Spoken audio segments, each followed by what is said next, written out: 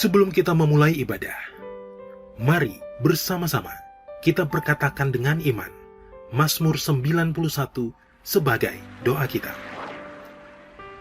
Dalam lindungan Allah, orang yang duduk dalam lindungan yang maha tinggi dan bermalam dalam naungan yang maha kuasa akan berkata kepada Tuhan, tempat perlindunganku dan kubu pertahananku, Allahku yang kupercayai.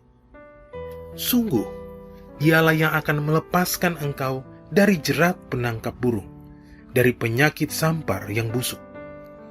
Dengan kepaknya, Ia akan menudungi engkau. Di bawah sayapnya, engkau akan berlindung. Kesetiaannya ialah perisai dan pagar tembok. Engkau tak usah takut terhadap kedahsyatan malam, terhadap panah yang terbang di waktu siang, terhadap penyakit sampar yang berjalan di dalam gelap, terhadap penyakit menular yang mengamuk di waktu petang. Walau 1.000 orang rebah di sisimu, dan 10.000 di sebelah kananmu, tetapi itu tidak akan menimpamu. Engkau hanya menontonnya dengan matamu sendiri dan melihat pembalasan terhadap orang-orang fasik. Sebab Tuhan ialah tempat perlindunganmu, yang maha tinggi telah kau buat tempat perteduhanmu. Malapetaka tidak akan menimpa kamu, dan tulah tidak akan mendekat kepada kemahmu. Sebab malaikat-malaikatnya akan diperintahkannya kepadamu untuk menjaga engkau di segala jalanmu. Mereka akan menatang engkau di atas tangannya, supaya kakimu jangan terantuk kepada batu. Singa dan ular tedung akan kau langkahi. Engkau akan menginjak anak singa dan ular naga. Sungguh, hatinya melekat kepadaku, maka aku akan meluputkannya. Aku akan membentenginya, sebab ia mengenal namaku. Bila ia berseru kepadaku, aku akan menjawab. Aku akan menyertai dia dalam kesesakan. Aku akan meluputkannya dan memuliakannya. Dengan panjang umur akan kukenyangkan dia, dan akan kuperlihatkan kepadanya keselamatan daripadaku.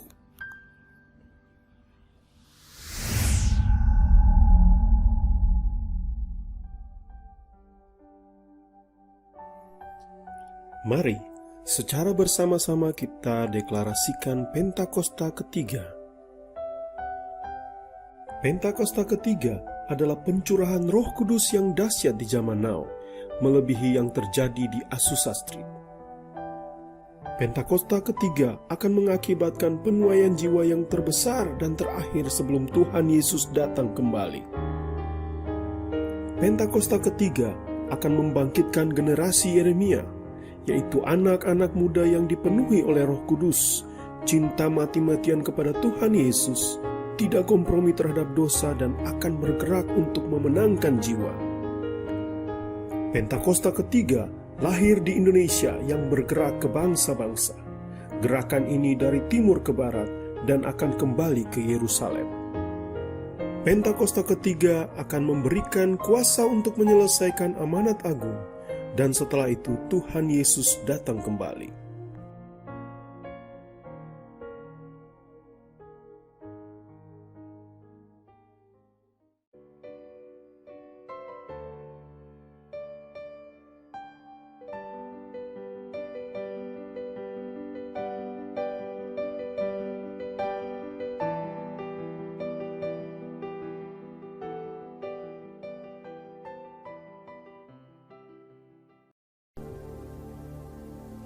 Shalom gereja Tuhan. Shalom. Puji nama Tuhan. Hari ini kita bertemu lagi dalam ibadah online. Ini semua karena kebaikan dan kemurahan Tuhan. Dan pagi hari ini seperti luar biasanya kita akan menerima perjamuan kudus.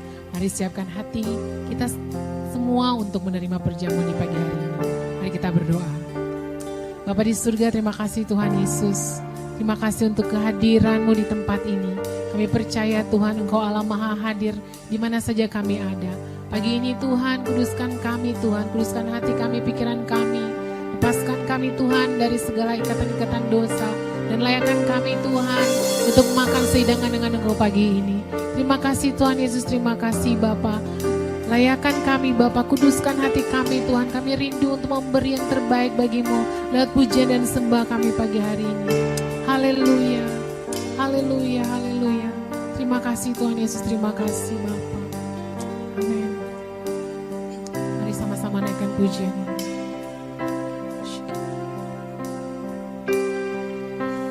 Dalamnya kasih-Mu Bapa,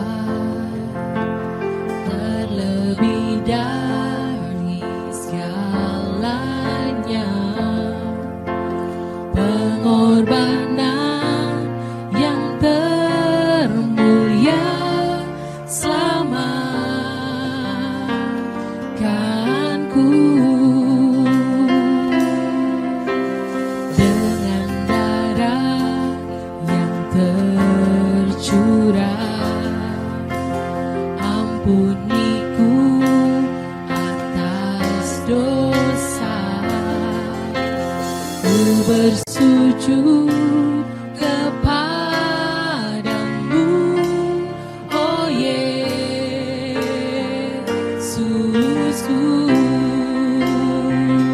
Engkau ku sembah, Kau yang terindah.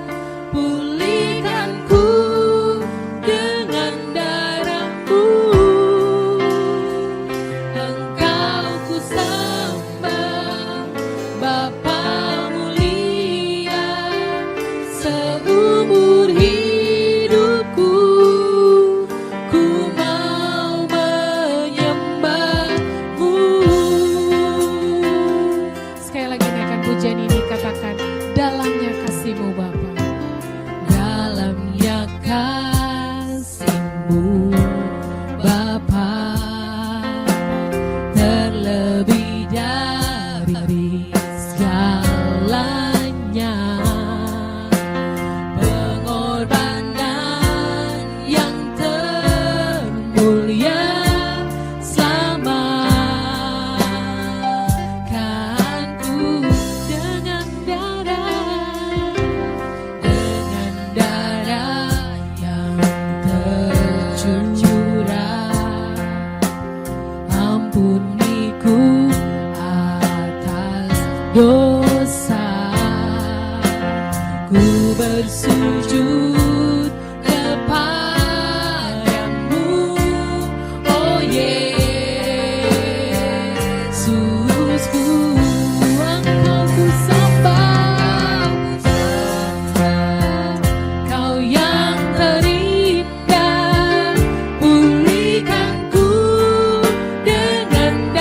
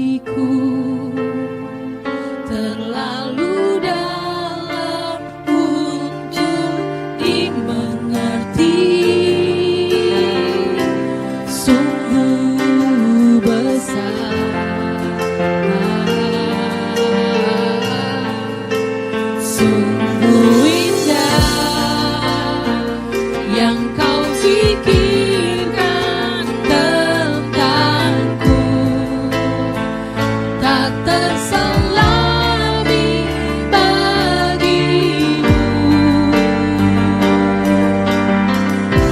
Sungguh indah,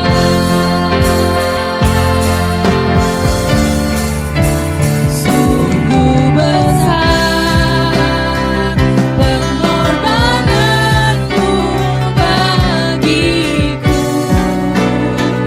terlalu dalam untuk dimengerti. Sungguh besar, sungguh indah yang kau pikirkan tentangku, tak terselami bagimu. Sungguh indah, sungguh indah, sungguh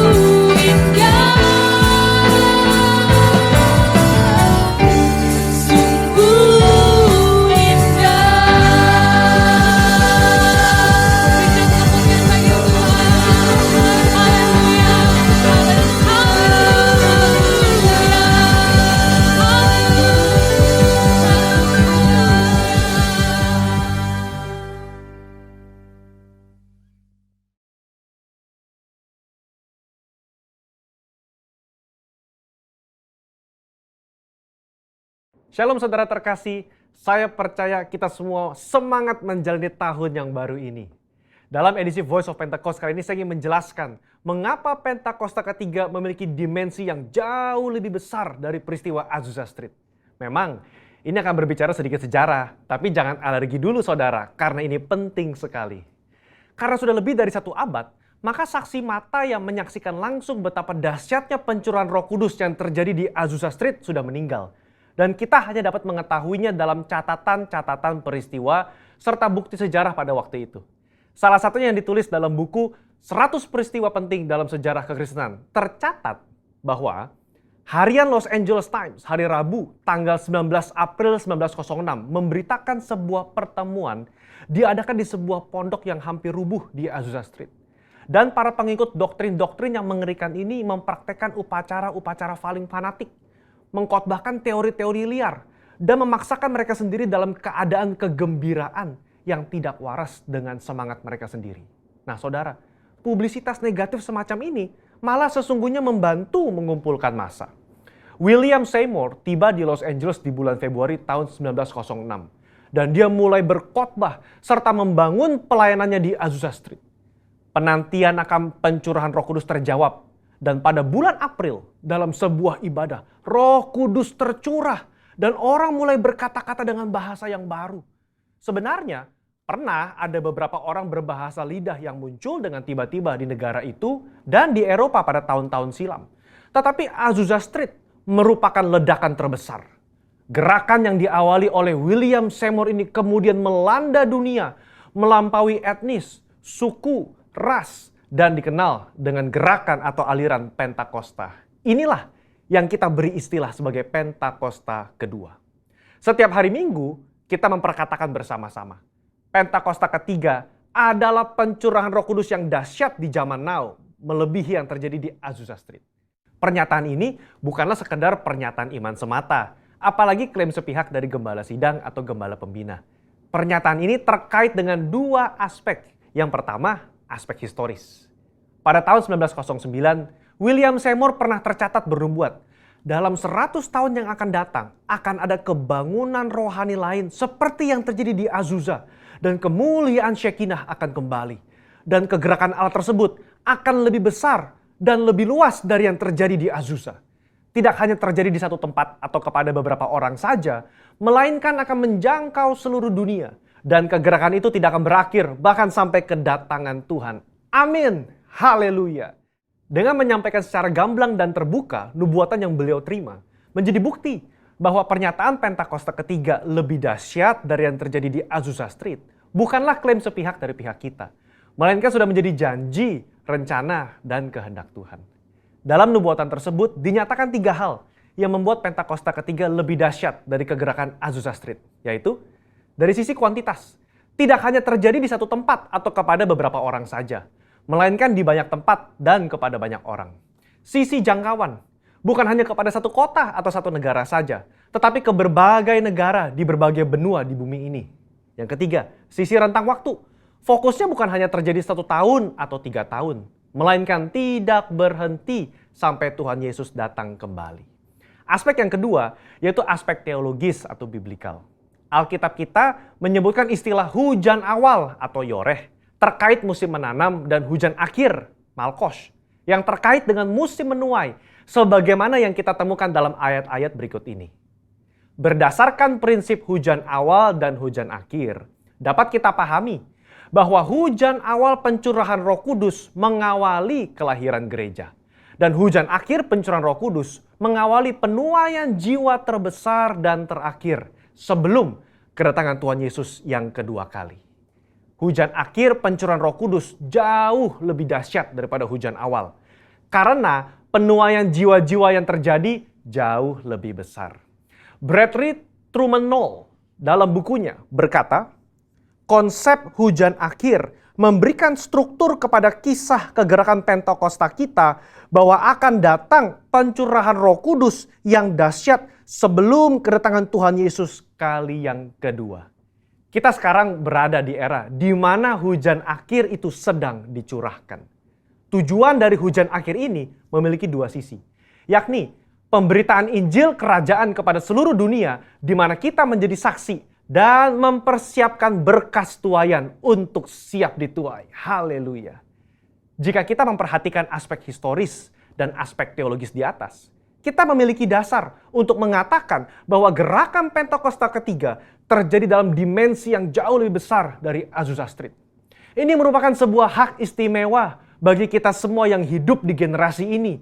Jadi, jangan sampai ketinggalan. Jadilah utusan Pentakosta ketiga, the messenger of the third Pentecost dimanapun saudara berada. Untuk penjelasan lebih lengkapnya dari tim teologi kami, jangan lupa buka link yang ada di atas atau scan QR Code yang tersedia. Tuhan Yesus memberkati.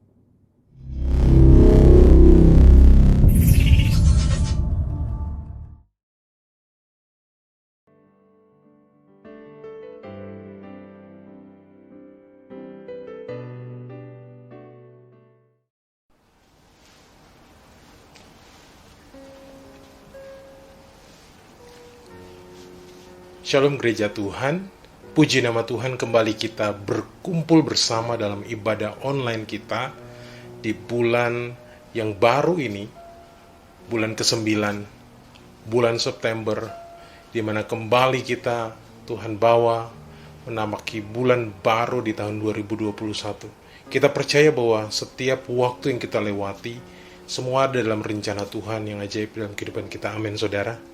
Haleluya. Dan sebelum kita mendengarkan firman Tuhan, dan kemudian kita akan melanjutkan dengan perjamuan kudus, sehidangan dengan Tuhan dalam perjamuan yang kudus. Mari kita sama-sama satukan hati, kita persiapkan diri kita berdoa. Bapa, di dalam nama Yesus kami mengucap syukur karena kasih setia pimpinan-Mu, penyertaan-Mu, begitu indah dan ajaib atas kehidupan kami. Terima kasih Bapa, terpuji-pujilah nama-Mu, ya Yesus Kristus Tuhan. Dan ya Bapa, kami mau datang di hadapan-Mu untuk mendengarkan firman yang adalah Engkau sendiri. Berbicaralah Bapa dalam kehidupan kami. Engkau nyatakanlah isi hati-Mu, sehingga kehidupan kami yang kami lewati, kami berjalan di dalam iman yang teguh bersama dengan Tuhan. Roh Kudus berembus dan bebas bekerja di tengah-tengah kami. Kami siap untuk menerima firman. Urapi juga hamba yang menyampaikannya Tuhan, sehingga apapun yang hamba sampaikan itu adalah apa yang Engkau inginkan supaya kami mendengar dan kami dikuatkan, kami dibangun di dalam Roh-Mu yang kudus. Haleluya. Sama-sama kita yang siap mendengarkan firman Tuhan, katakan amin. Haleluya. Puji Tuhan Bapak Ibu Saudara terkasih di dalam Tuhan Yesus Kristus. Di hari ini saya ingin berbicara mengenai pembentukan di dalam Tuhan. Haleluya. Untuk itu saya mengajak kita buka dalam firman Tuhan di dalam kitab Yeremia pasal 18. Kita akan baca beberapa ayat dari ayat yang keempat hingga ayat yang keenam bersama-sama. Bapak Ibu bisa mengikuti pembacaannya dari ayat-ayat yang ditampilkan di layar atau juga lewat Alkitab yang dipersiapkan di rumah untuk mengikuti ibadah ini. Haleluya. Firman Tuhan dalam kitab Yeremia pasal 18 ayat yang keempat berbunyi, apabila bejana yang sedang dibuatnya dari tanah liat di tangannya itu rusak, maka tukang periuk itu mengerjakannya kembali menjadi bejana lain menurut apa yang baik pada pemandangannya. Haleluya. Dan ayat berikutnya mengatakan, kemudian datanglah firman Tuhan kepadaku bunyinya, masakan aku tidak dapat bertindak kepada kamu seperti tukang periuk ini, hai kaum Israel? Demikianlah firman Tuhan, sungguh seperti tanah liat di tangan tukang periuk, demikianlah kamu di tanganku, hai kaum Israel. Haleluya. Gereja Tuhan kita adalah Israel yang dikuduskan oleh Tuhan Yesus. Amin. Kita menjadi Israel cangkokan yang mendapat bagian janji Allah dalam kehidupan kita, sehingga kita dibentuk di dalam satu pembaharuan, satu karya keselamatan yang Yesus Kristus kerjakan, dan kita menerimanya sebagai orang yang percaya di dalam Dia. Haleluya.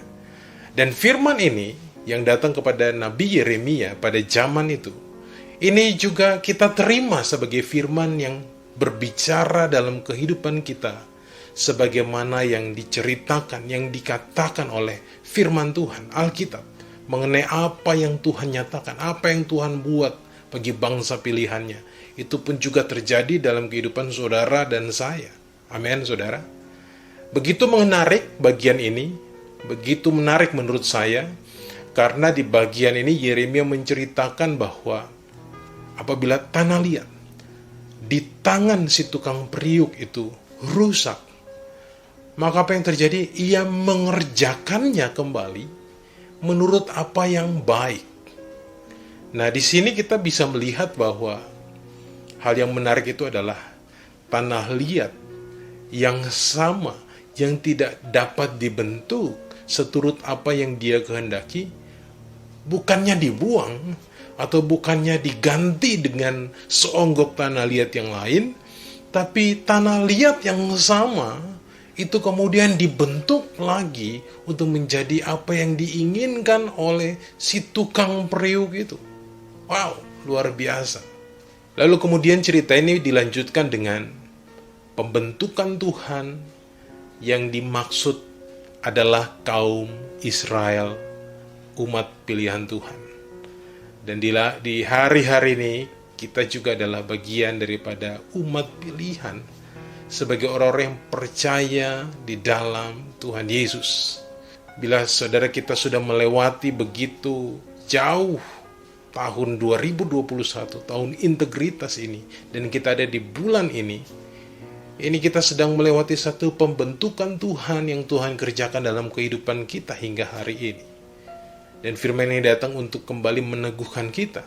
Apapun yang kita lewati, baik suka maupun duka, baik senang maupun duka cita, hal-hal yang tidak mengenakan, tapi itu tidak terlepas dari suatu proses pembentukan yang Tuhan kerjakan dalam kehidupan saudara dan saya.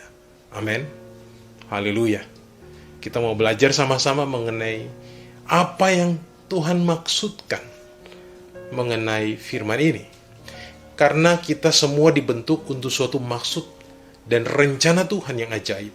Ada satu bagian yang akan kita kerjakan dalam kehidupan kita, seturut dengan tuntunan Tuhan bagi kita.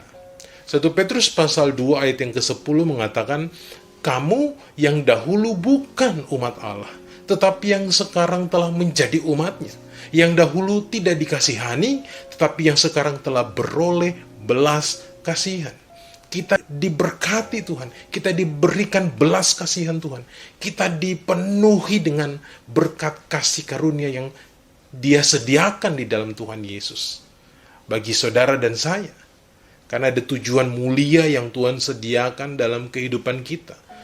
Untuk itu kita dibentuk supaya masuk di dalam rencananya yang ajaib. Ya, di dalam tangan Tuhan kita pastikan bahwa disitulah kehidupan kita. Amin, saudara. Di bagian ayat yang ke-6, firman Tuhan tadi mengatakan bahwa di dalam tangan si tukang periuk. Haleluya. Yesaya 45 ayat yang ke-9 sedang menegur setiap kita, ya, bahwa bila mana kita berbantah-bantahan, kita memprotes, ataupun ada sesuatu yang membuat kita gelisah dengan setiap proses-proses yang kita lewati, maka itu merupakan sesuatu yang tidak baik. Haleluya. Firman ini berkata, celakalah orang yang berbantah dengan pembentuknya, dia tidak lain dari beling periuk saja. Adakah tanah liat berkata kepada pembentuknya, apakah yang engkau buat? Atau yang telah dibuatnya, engkau tidak punya tangan. Wow.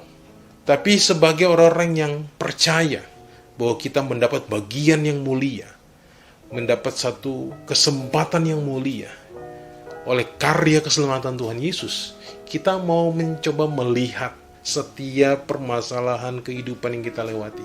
Kita mau melihat bagaimana Tuhan membentuk setiap kita dari setiap bagian-bagian kehidupan yang kita lewati. Adalah untuk satu maksud dan tujuan Tuhan yang mulia. Sehingga di 1 Petrus pasal 2 ayat yang ke-10 tadi, itu merupakan satu bagian kasih karunia yang Tuhan sediakan bagi kita. Untuk itu bagi setiap orang percaya, ya, Yesus pernah mengatakan, dan kita perlu ingat dan pegang firman itu dalam kehidupan kita di Yohanes pasal 15 ayat yang keempat. Yesus berkata bahwa tinggallah di dalam aku dan aku di dalam kamu, sama seperti ranting yang tidak dapat berbuah dari dirinya sendiri kalau ia tidak tinggal di dalam pokok anggur. Demikian juga kamu tidak berbuah jikalau kamu tidak tinggal di dalam aku. Nah, bagaimana supaya kita mengerti setiap pembentukan yang Tuhan buat dalam kehidupan kita hari-hari ini? Apapun yang kita lewati, ada kesedihan, ada kehilangan yang kita lewati di hari-hari kemarin. Ada satu pembentukan Tuhan, di mana kemarin kita begitu bersyukur. Tapi waktu ada satu badai kehidupan, ada satu proses, sehingga kita tidak mendapatkan. Ada hal yang kita alami, kehilangan, pekerjaan, keluarga, ya, ataupun juga bisnis. Dan kita percaya bahwa itu bagian dari satu pembentukan supaya iman kita kembali teguh dan kuat. Maka kita pertama-tama harus pastikan bahwa kita ada di dalam tangan Tuhan. Amin, saudara. Katakan sama-sama, pastikan kita ada di dalam tangan Tuhan. Di kitab Yohanes pasal 15 ayat yang keempat ini sedang menunjukkan kepada kita bahwa kita harus ada di dalam Tuhan, supaya kita bisa berbuah walau di setiap musim yang begitu berat yang kita lewati. Yohanes 15 ayat 7 dan 8 juga mengingatkan kita, jikalau kamu tinggal di dalam aku dan firmanku tinggal di dalam kamu, mintalah apa saja yang kamu kehendaki, dan kamu akan menerimanya. Dalam hal inilah Bapakku dipermuliakan, yaitu jika kamu berbuah banyak, dan dengan demikian kamu adalah murid-muridku. Amin, saudara. Kita tetap tinggal di dalam Tuhan, kita tetap ada di dalam tangan Tuhan, supaya kita dekat dengan Tuhan. Saya percaya bahwa tanah liat tidak akan bisa terbentuk menjadi sesuatu yang mulia bila dia tidak ada di dalam tangan si tukang periuk. Ya. Karena di dalam tangan si tukang periuk itulah terbentuk satu hal yang begitu indah, yang begitu mulia. Ada proses-proses yang dilewati tidak mengenakan, tapi saya percaya bahwa akan menghasilkan sesuatu yang baik. Ya, waktu kita bisa memperhatikan mungkin sebuah video bagaimana seorang tukang periuk mengerjakan tanah liat di tangannya. Mungkin kita begitu tidak sabar menunggu hasil akhir daripada pembentukan. Kita pasti tidak tenang. Karena kita sebagai orang melihat, menonton, kita sedang penasaran dengan apa yang sedang terjadi. Tapi saat kita menjadi bagian, bila mana kita mengambil bagian sebagai orang yang membentuk, pasti ada satu kenikmatan, ada satu kepuasan yang ingin kita dapatkan saat kita membentuk sesuatu yang ingin kita lihat sesuai dengan pandangan kita yang terbaik. Begitupun juga dengan Tuhan dalam kehidupan kita. Saya pernah memperhatikan anak saya bermain puzzle, saudara. Ini bukan tanah liat, tapi puzzle, Lego, ya. Lalu kemudian dia mulai pasang, ya, beberapa bagian. Menurut kami itu sudah indah. Dia bentuk pesawat. Tapi kemudian menurut dia ada bagian yang tidak sesuai menurut dia. Dia bongkar lagi. Lalu dia susun lagi. Menurut pemandangan kami, mirip, hampir sama dengan yang tadi. Tapi menurut dia, enggak, kurang. Tadi enggak ada pilotnya. Oh, tadi enggak ada rodanya. Tadi enggak ada ekornya. Di sayapnya kurang bagian ini dan itu dan sebagainya. Begitupun juga dengan Tuhan yang membentuk kita. Saat kita di dalam tangan Tuhan, percayalah bahwa setiap bagian kehidupan yang kita lewati, itu merupakan bagian di mana Tuhan ingin mempercantik kita. Tuhan ingin mempersiapkan kita supaya kita berbuah, kehidupan kita berdampak bagi banyak orang. Dan percayalah bahwa setiap proses yang dia lewati adalah satu proses untuk membuat kita menjadi orang-orang yang dipakai, dibangun seturut dengan apa yang Tuhan pandang baik dalam kehidupan kita. Haleluya. Nah, hal yang kedua untuk kita terus mengalami dan melihat bahwa kehidupan yang kita lewati merupakan satu proses pembentukan Tuhan dalam kehidupan kita. Selain kita harus mengerti bahwa setiap hal yang kita lewati itu di mana kita seperti ada di tangan Tuhan. Yang kedua adalah kita sebagai orang yang dibentuk, kita harus bekerja sama. Kita harus punya respon yang tepat, yaitu melepaskan hak untuk dibentuk seturut dengan rencananya. Amin, saudara. Untuk itu saya mau ajak Bapak Ibu kita baca dalam kitab Roma pasal 9 ayat yang ke-21.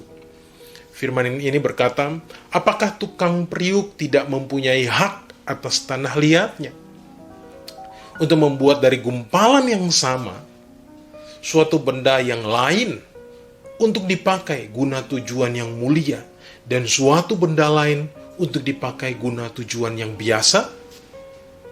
Saudara, bagian ini begitu menarik. Apakah tukang periuk tidak mempunyai hak atas tanah liatnya? Waktu kita bilang, Tuhan, Engkaulah tukang periuk dalam kehidupanku. Engkaulah yang membentuk aku. Bahkan kita terkadang dalam kehidupan kita berdoa, Tuhan, bentuklah hidupku seturut dengan kehendak-Mu. Tapi waktu proses pembentukan berlangsung, kadang kita mulai gelisah.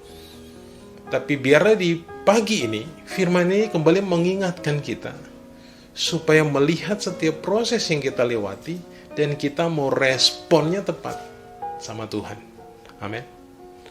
Apakah tukang periuk tidak mempunyai hak? Tentu dia punya hak. Tentu dia punya hak penuh, ya, atas tanah liat tersebut. Kita tahu bahwa tanah liat adalah benda mati. Dia tidak bisa ngapa-ngapain. Dan Tuhan mau supaya kita mengerti dia, ya, bahwa dia adalah sang penjunan atau tukang periuk yang mampu membuat sesuatu yang indah di dalam kehidupan kita. Waktu itu respon kita bagi Tuhan adalah kita belajar untuk mematikan ego, mematikan manusia lama kita, lalu kita belajar hidup dalam kebenaran. Nah, untuk melepaskan hak kita harus mengambil bagian ini, saudara. Melepaskan ego, belajar untuk meninggalkan manusia lama, dan hidup dalam kebenaran.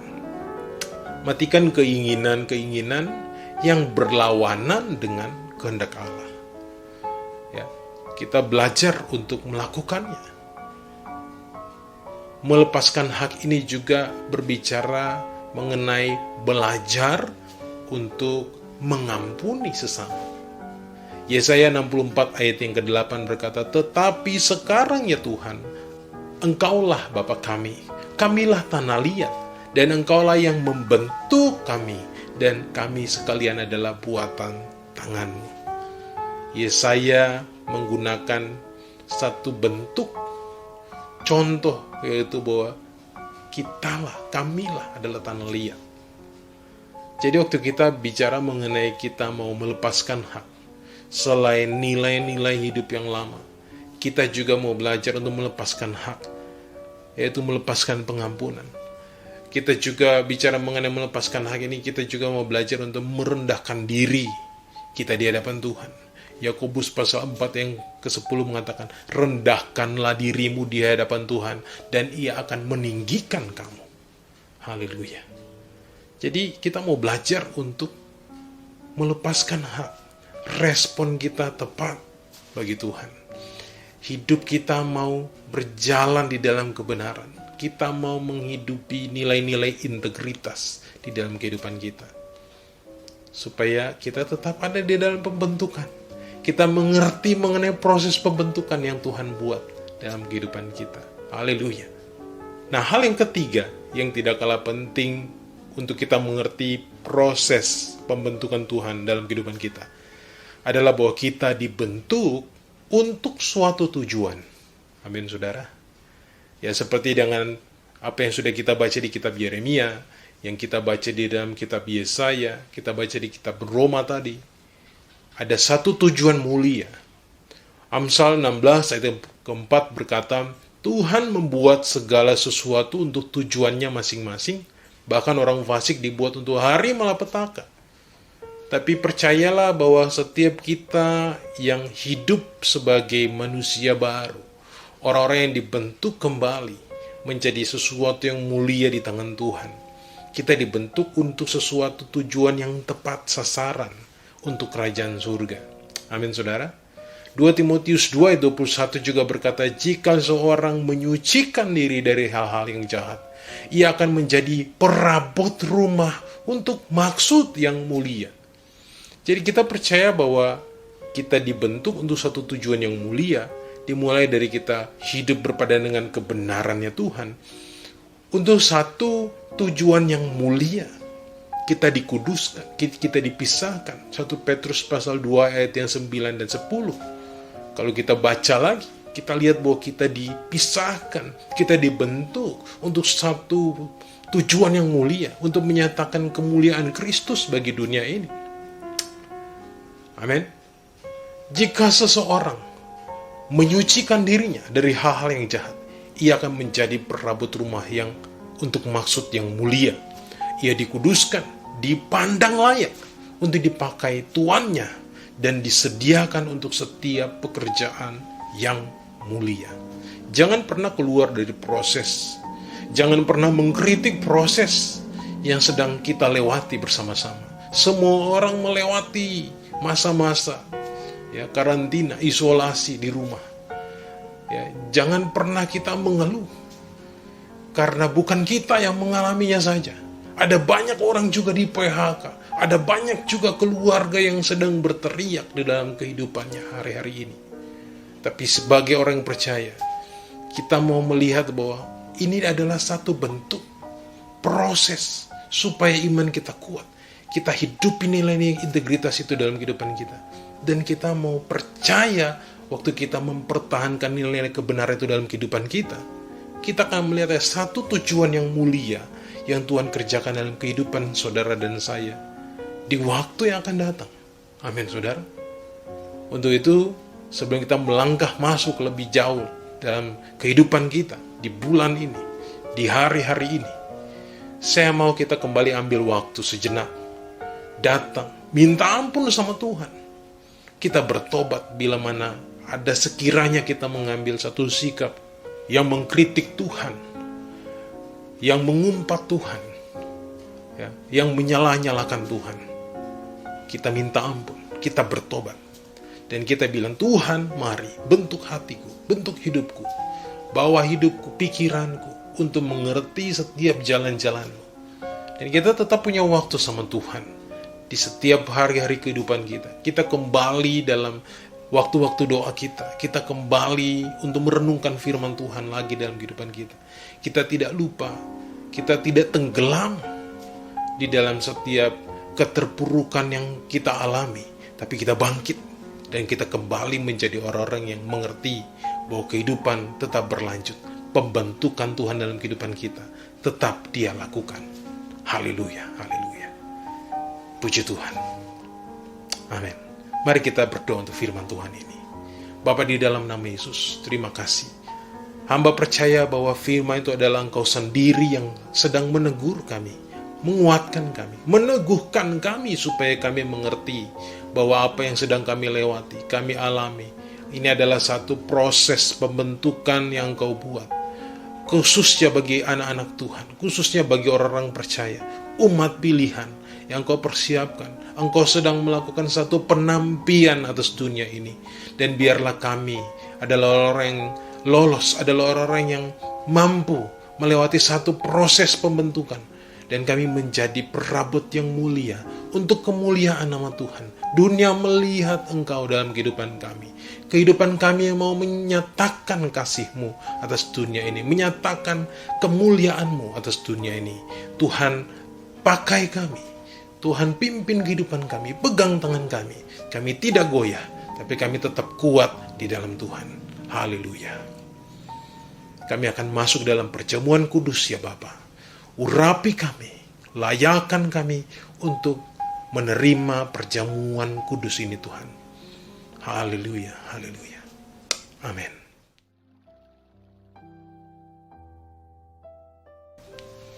Mari Bapak Ibu Saudara, kita akan masuk dalam perjamuan kudus. Perjamuan kudus ini adalah perjamuan Tuhan Yesus sendiri. Oleh karena itu, diperuntukkan hanya kepada orang yang sudah percaya. Dan bagi anak yang di bawah umur 12 tahun tidak diperkenankan untuk mengambil perjamuan kudus. Untuk itu mari Bapak Ibu datang di hadapan Tuhan. Kita mau minta ampun atas setiap dosa pelanggaran. Hal-hal yang kita lakukan baik dengan sengaja maupun dengan tidak sengaja. Yang mendukakan hati Tuhan. Yang mendukakan Roh Kudus. Mungkin dengan sengaja kita mengkritik Tuhan. Kita mengumpat. Mari kita minta ampun. Ada perbuatan-perbuatan yang kita buat tidak memuliakan nama Tuhan. Ada perkataan-perkataan. Mari datang di hadapan Tuhan, minta ampun. Supaya kita dilayakkan untuk menerima perjamuan kudus bersama di pagi ini. Bapa, ampuni kami Tuhan. Kuduskan kami.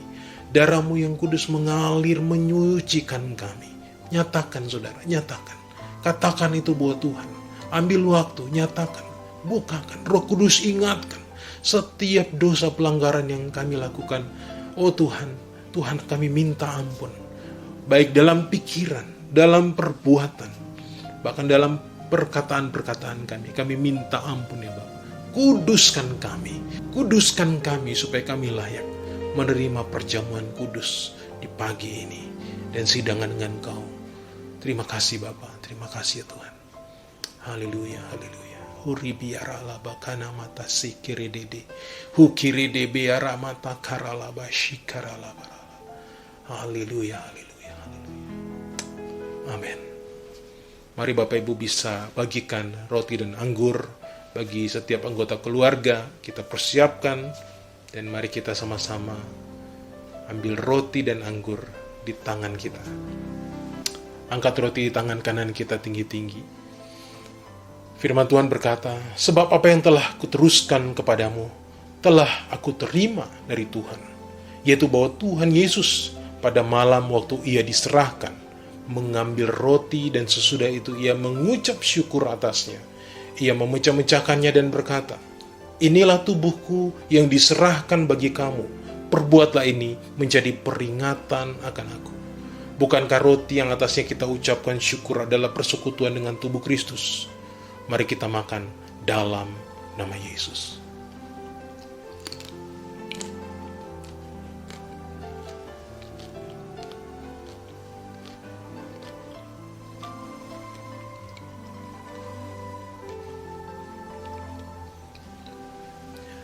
Mari angkat anggur di tangan kanan kita tinggi-tinggi.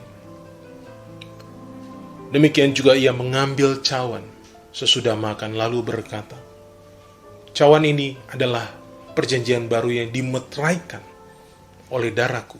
Perbuatlah ini setiap kali kamu meminumnya menjadi peringatan akan aku. Bukankah anggur yang atasnya kita ucapkan syukur adalah persekutuan dengan darah Yesus? Mari kita minum dalam nama Yesus. Haleluya, haleluya. Mari Bapak Ibu Saudara, angkat kedua tangan kita di hadapan Tuhan. Mari kita bersyukur. Haleluya, haleluya. Oh, terima kasih Tuhan Yesus. Terima kasih. Huri biara motos kini miata karana mata shididi. Huri biara la baba. Terima kasih Tuhan Yesus. Terima kasih untuk karyamu, untuk penyertaanmu, untuk kasih setiamu yang berlimpah dalam kehidupan kami Tuhan. Terima kasih Bapa. Engkau melayakan kami untuk sehidangan dengan Engkau dalam perjamuan kudus ini Tuhan. Terima kasih Bapa, terima kasih Tuhan. Engkau hidup dalam kami, Engkau hidup dalam hati kami, dalam pikiran kami. Oh, hikarabatu sikini miarala. Terima kasih Tuhan. Haleluya. Uridi biarala bayarana masana yaranamu. Kirana mase. Terima kasih Bapa. Syukur bagimu Tuhan. Mari Bapak Ibu Saudara menyembah Dia. Segala puji, syukur, kemuliaan, kehormatanmu kami naikkan bagimu Yesus. Kirala barala barala barala barala barala. Shikarala barala barala barala. Terima kasih Tuhan. Haleluya.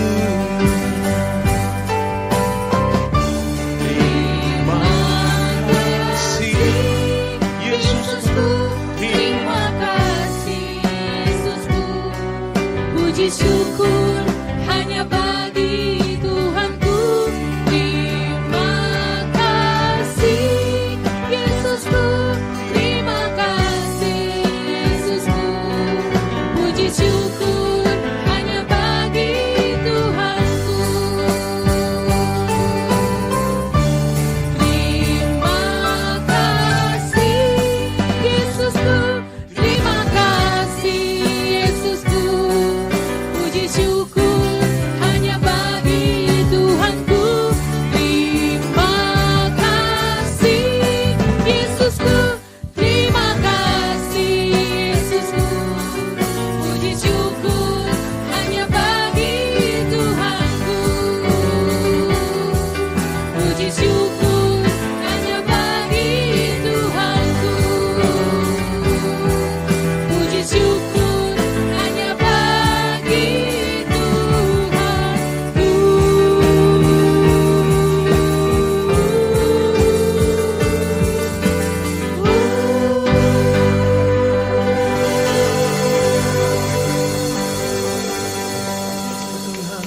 Haleluya. Oh, syukur kami naikkan padamu. Kirala barala barala barala. Huridi biara nama sana yaranamu. Berkat-Mu tercurah, Berkat-Mu tercurah, Berkat-Mu tercurah bagi setiap keluarga lepas keluarga, pribadi lepas pribadi. Engkau urapi setiap kepala-kepala keluarga, para imam-imam. Oh, Engkau urapi Tuhan tiang doa, para istri-istri. Engkau berkati anak-anak di dalam nama Yesus. Hikarana matasana, berkat yang baru tercurah, urapan yang baru tercurah, kekuatan yang baru Engkau curahkan. Kami mengerti, kami melewati setiap bagian-bagian pembentukan dan kami tetap bersyukur kepada Tuhan. Haleluya, haleluya. Terima kasih Bapa, terima kasih ya Tuhan untuk kasih setiamu, untuk berkat-Mu, untuk Engkau nyatakan bagi setiap kami untuk bisa mengambil bagian sehidangan dengan Engkau dalam perjamuan kudus ya Tuhan. Terima kasih Bapa. Haleluya, haleluya.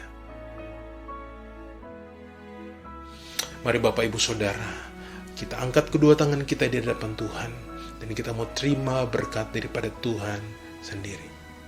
Tuhan menghadapkan wajahnya kepadamu. Tuhan melihat setiap bakul adonan, setiap pekerjaan, bisnis, usaha, sekolah, kuliahmu. Engkau dibuat berhasil dan beruntung. Berkat daripada Allah Bapa penuh dengan kasih karunia yang berlimpah-limpah di dalam Yesus Kristus Tuhan Anaknya yang tunggal, serta persekutuan yang manis dengan Allah Roh Kudus, turun memberkati, mengurapi, memenuhi setiap kita. Mulai hari ini sampai Maranatha, Tuhan Yesus datang kali yang kedua, menjemput setiap kita di awan-awan yang permai, bahkan sampai selama-lamanya. Kita yang terima berkat Tuhan sama-sama katakan, Amen. Haleluya. Selamat hari Minggu Bapak Ibu. Tuhan Yesus memberkati.